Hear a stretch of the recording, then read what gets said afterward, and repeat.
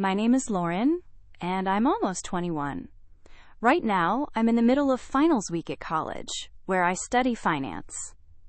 It's a hard subject, but I've always been good with numbers. As I sit in my dorm room, surrounded by books and empty coffee cups, I keep thinking about my upcoming birthday. My family is planning to celebrate once my exams are over. But family celebrations don't always make me happy. Growing up, I felt like the black sheep. My older sister, Julie, is 26 now. She was always the favorite. My parents gave her all their attention, and I was just there. I remember when she turned 14. They threw her a huge party with a bouncy castle, a magician, and a giant cake. I thought my birthday would be just as special, but when my birthday came a few months later, all I got was a small cake from the grocery store and a pair of socks. I tried not to cry, but I couldn't help it. My mom just patted my head and said, "Don't be dramatic, Lauren. It's just a birthday." That's when I realized I didn't matter as much. As I got older, that feeling only grew. Julie got a new phone every year while I got her old ones. She wore designer clothes while I got her hand-me-downs. When she graduated high school, my parents bought her a car. When I graduated, they gave me a gift card to a bookstore. But my grandmother is different. She has always made me feel special. When I told her I wanted to study finance, she was so happy. "You have a good head on your shoulders, Lauren," she said. "You'll go far." Now she's the one planning my birthday celebration. She even gave my parents a few $1,000s to make it happen. I couldn't believe it when I found out. My parents usually ignore my birthdays, barely putting in any effort. But this time, they didn't argue with Grandma. They just took the money she gave them and told me to focus on my exams. I overheard Julie throwing a fit about it. "Why did she get a big party?" she whined. "I could use that money for a trip I've been wanting to take." Grandma wasn't having any of it. "Hush now, Julie. Everyone spoils you enough as it is. Didn't I just give you 10 grand for rent? And yet, you're still living at home." That shut Julie up really quick. I couldn't help but feel a little satisfied. For once, something was about me. But first, I had to get through my last exam. So here I am, cramming like my life depends on it. The moment I finish, I'll finally be free. Free to celebrate. Free to feel special for once. The last exam, the next day, as I walked out of the exam hall, it felt like a giant weight had been lifted off my shoulders. My classmates were already buzzing about their summer plans. Internships, vacations, road trips. But all I could think about was my birthday. On my way back to my dorm, my phone kept buzzing with messages. My college friends were sending early birthday wishes, knowing I'd be heading home soon. It felt nice to be remembered, even if we had only known each other for a couple of years. "Happy almost birthday, Lauren." My roommate Helen called out as I stepped inside our shared space. "You ready for the big family gathering?" I forced a smile. "Yeah, should be interesting." Helen raised an eyebrow. "You don't sound too excited." "Everything okay?" I sighed and flopped onto my bed. "It's just my family. They're not exactly the warm and loving type, especially toward me. But your grandma organized everything, right? That's got to count for something." I nodded. "Yeah, Grandma's always been different. She actually seems to like me. The trip home." As I packed my bag for the trip home, I felt a strange mix of emotions. Hope and dread tangled together in my stomach. Hope that, for once, my birthday would feel special. Dread that somehow it would all go wrong. The bus ride home felt longer than usual. My mind wouldn't stop racing. Would the house be decorated? Would there be a cake? Would my parents actually look happy to see me? I stared out the window, watching the scenery blur past, my heart pounding a little faster with every mile. No matter how much I tried to prepare myself, I knew one thing for sure. This birthday would be different. Whether that was a good thing or not, I was about to find out. I walked up the driveway and took a deep breath. The house looked the same as always. No balloons, no decorations, nothing that said a party was about to happen. But maybe they had set everything up inside. I tried to stay positive. I opened the front door and called out, "Mom? Dad? I'm home." Silence. It was too quiet for a house that was supposed to be getting ready for a birthday party. My heart sank a little, but I pushed the thought away. Maybe they were just waiting to surprise me. I dropped my backpack by the door and walked into the living room. My parents were sitting on the couch, looking uncomfortable. Something fell off. There were no decorations, no signs of a party at all. Hi, I said, feeling confused. Where's all the birthday stuff? My parents exchanged a look that made my stomach twist. My dad cleared his throat. About that, Lauren, his voice sounded distant cold. We decided not to have the party. I blinked. Maybe I misheard him. What? But Grandma gave you money for it. My mom spoke up, cutting me off. We gave the money to Julie for her trip. For a second, I thought I'd imagined it. But then the words sink in. You what? My voice shook. Julie and her boyfriend flew to Boston a couple of days ago, my mom added casually, like it was no big deal. I felt like the air had been knocked out of me. My eyes burned with tears. But that money was for my birthday. Grandma gave it to you for me. My dad shrugged, still not looking at me. Julie needed a vacation. You understand, don't you? My hands clenched into fists. Understand? And, oh, I don't understand. It was supposed to be my birthday party. I invited people. What am I supposed to tell them? My mom waved a hand, like it was nothing. We already handled it. We called everyone and told them you were struggling with college, so the party was canceled. I stared at her, my shock turning into pure anger. You lied? You made me look pathetic instead of just telling the truth. My dad's expression hardened. That's enough, Lauren. You need to stop being so selfish. I let out a bitter laugh. Selfish? How am I selfish? It was my birthday. My party. Just then, the front door opened. My heart leaped. Was Julie back early? Was she feeling guilty? But no. It was Grandma. She stepped inside, her sharp eyes scanning the room. Something about her expression made my parents freeze. What's going on here? She asked, her voice firm. Where's the party? I looked at my parents, waiting for them to explain themselves. They hesitated, fumbling for words, and that's when something inside me snapped. I turned to Grandma, my voice shaking with anger. There is no party. They gave the money to Julie for a trip to Boston instead. I said, my voice shaking. I had never seen my grandmother look the way she did at that moment. Her face was filled with anger and disappointment, both aimed directly at my parents. Is this true? She demanded. My parents wouldn't even look at her. Their silence said it all. Grandma turned to me, her expression softening. Lauren, dear, go pack your things. You're coming with me. I didn't need to be told twice.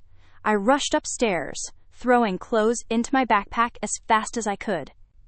While I packed, I could hear Grandma's voice downstairs, low and angry as she spoke to my parents. I couldn't make out the words, but I didn't need to. The tone said everything. When I came back downstairs, Grandma was waiting by the door. She didn't say another word to my parents. Neither did I.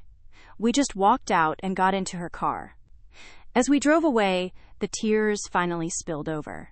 It wasn't just about the party. It was years, 21 years, of feeling unloved, unwanted, and invisible.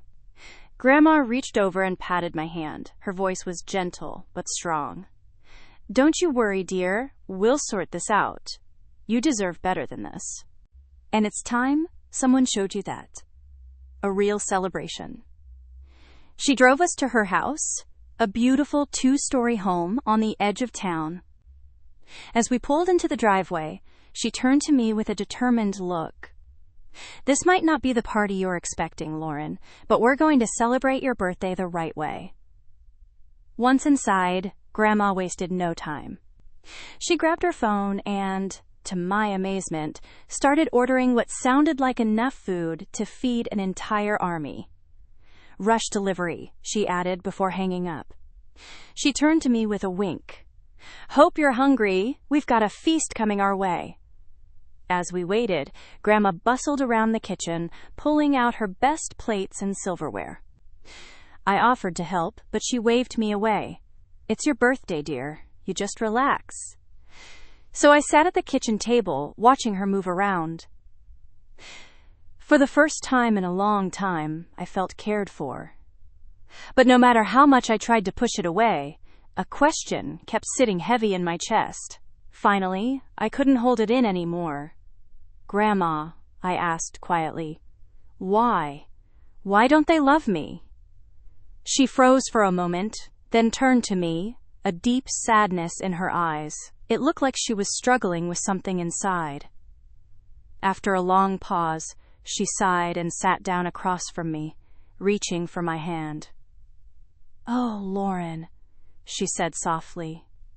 I suppose it's time you knew the truth. My heart pounded. The truth? About what? Grandma took a deep breath, as if preparing herself. Then she looked me straight in the eye and said the words that changed everything. Your parents? They didn't want you to be born. It felt like the air had been knocked out of my lungs.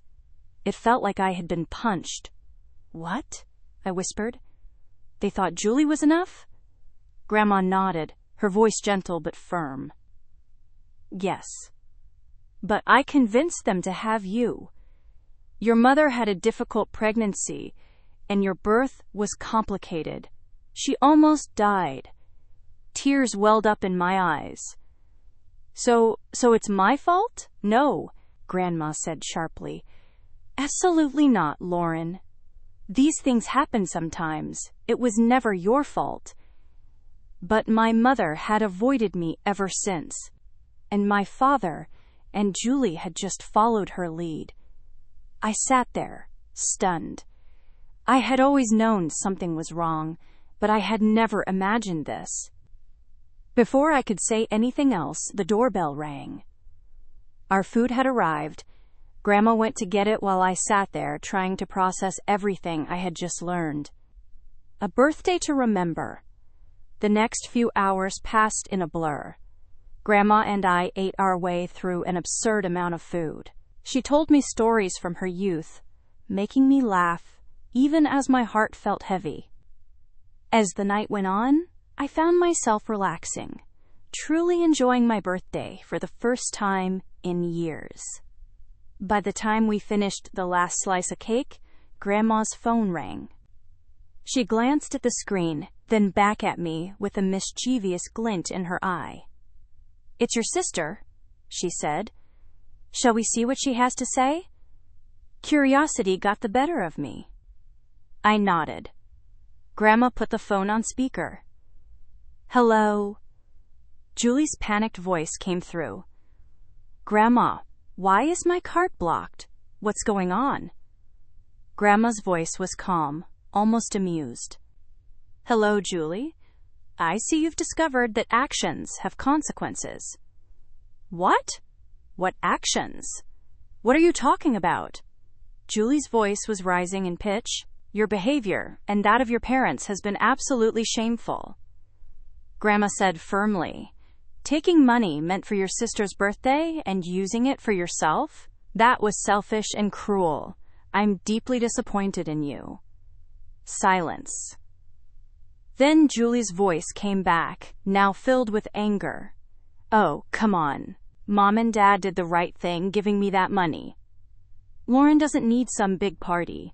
You're just a crazy old woman, and who? That's quite enough. Grandma's voice was like steel. I've heard all I need to hear." And just like that, she hung up. I stared at her. "Why died?" "Grandma, did you really block her card?" She nodded, a satisfied smile on her face. "I did. And your parents' accounts too. It's time they learn to stand on their own 3 feet." As if on cue, the phone started ringing again. This time it was my parents. Grandma ignored it and turned back to me, completely unfazed. "Now then," she said cheerfully, as if we hadn't just turned my family's world upside down. "How about we plan the rest of your birthday week?" The time I spent with Grandma felt like a dream, a complete opposite of a nightmare my birthday had been.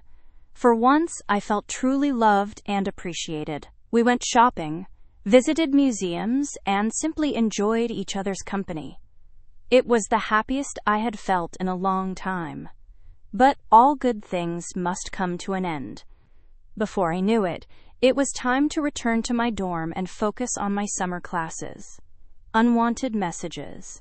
As I unpacked in my small dorm room, my phone buzzed. I glanced at the screen and saw a flood of missed calls and messages. From my parents, from Julie. With a sigh, I sat on my bed and started scrolling through them. The first one was from my mom. "Lauren, you need to talk to your grandmother right now. This is unacceptable." Then my dad, "We're your parents. You owe us your loyalty. Make her unblock our accounts." Julie's messages were even worse. "You little brat, is this what you wanted? To ruin everything for us? We're stuck in Boston because of you. Fix this." Now, my hands shook as I read their words. The fact that they were demanding my help after everything they had done was unbelievable. I took a deep breath, then typed a simple response. "This is between you and Grandma. I won't get involved. Please don't contact me about this again." I hit send. Then, without hesitation, I blocked their numbers. A line crossed. But peace didn't last long. They started calling from different numbers, leaving voicemails filled with demands, guilt trips, and insults. One day, I accidentally answered a call. The moment I heard my mother's voice, I regretted it. "You're ungrateful little trash," she spat. "I should have never given birth to you. I should have had an abortion instead." The words hit like a knife to my chest. That was the last straw. I ended the call and blocked every number they tried to reach me from. Then, I curled up on my bed, tears streaming down my face, my mother's cruel words echoing in my mind, finding strength. Over the next few weeks, I buried myself in my studies, trying to drown out the pain with textbooks and assignments. I called Grandma often. She was the only one who could calm the storm inside me. "How are you holding up, dear?" she would ask, her voice always warm and full of concern. I would force a small smile and reply, "I'm okay, Grandma. Just focusing on my classes." "That's my girl," she would say, pride in her voice. "Remember, you're stronger than you think. Don't let them get to you." Her words were like a soothing balm on my wounded heart. My parents and Julie had shown their true colors, but Grandma had become my rock, my safe harbor in the storm. A new beginning.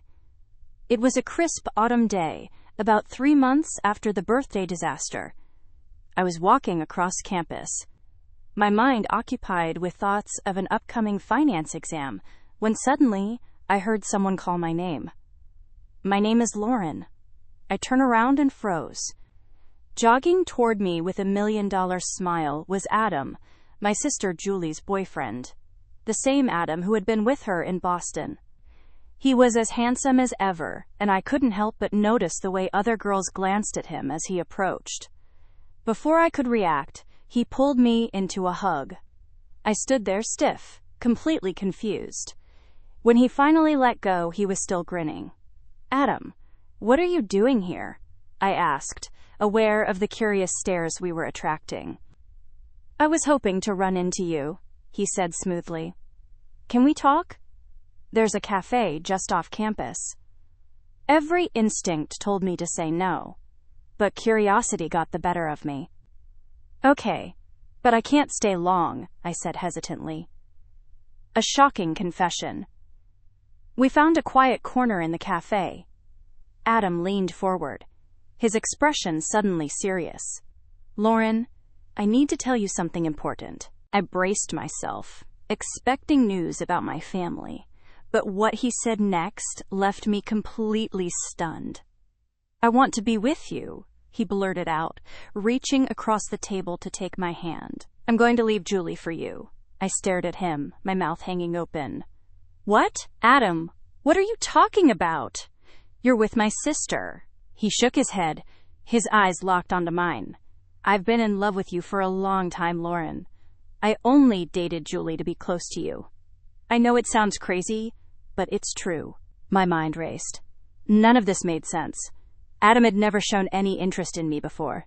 In fact, he had barely acknowledged my existence when he was with Julie. Something was definitely off. I decided to play along to see where this was going. Forcing a shy smile, I said, "Wow, Adam, that's really sweet. I had no idea you felt that way." His face lit up, clearly encouraged by my response. "Really? So what do you think? Would you give us a chance?" I pretended to think about it, then nodded slowly. "This is a lot to take in. Can I have some time to think?" "Maybe we can meet again in a week," Adam eagerly agreed. "Of course. Take all the time you need. I'll wait for you, Lauren." After he left, I stayed at the cafe, sipping my coffee and replaying the conversation in my mind. I couldn't shake the feeling that his sudden declaration of love was somehow connected to Grandma cutting off my family's money. But how? And what was Adam hoping to gain? A call from Julie. I had just stepped out of the cafe, my head still spinning when my phone rang. Julie's name flashed on the screen. With a deep sigh, I answered. "You backstabbing little trash." Julie screeched through the speaker. "How could you do this to me?" I pulled the phone away from my ear, wincing at Julie's yelling. "Julie, what the hell are you talking about? Don't play dumb with me. You home-wrecking?" I had enough. My patience snapped. "Shut up right now and explain what's going on, or I'm hanging up." There was a stunned silence on the other end. Then, Julie's voice came back, shaking with rage. "Adam just dumped me. He said he's going to date you instead. How could you?" I felt like I had been punched in the stomach. "What?" "Julie, I swear I had no idea." "Oh, don't act all innocent," she spat. "I bet you're thrilled about this, aren't you? Well, guess what? He's only after you for Grandma's money."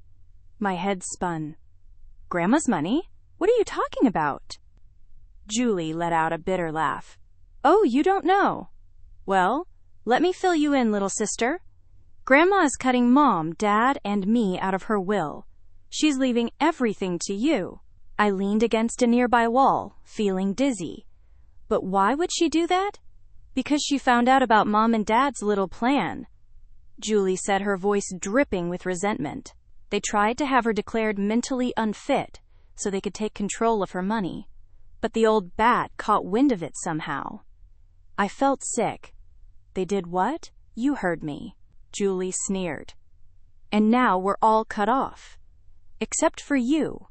Of course, the perfect little princess."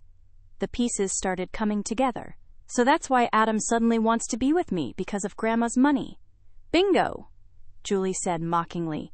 "Give the girl a prize." God, that vile old woman. I hope she... Don't you dare finish that sentence, Julie. My voice was ice cold. I gripped the phone tighter, my anger boiling over.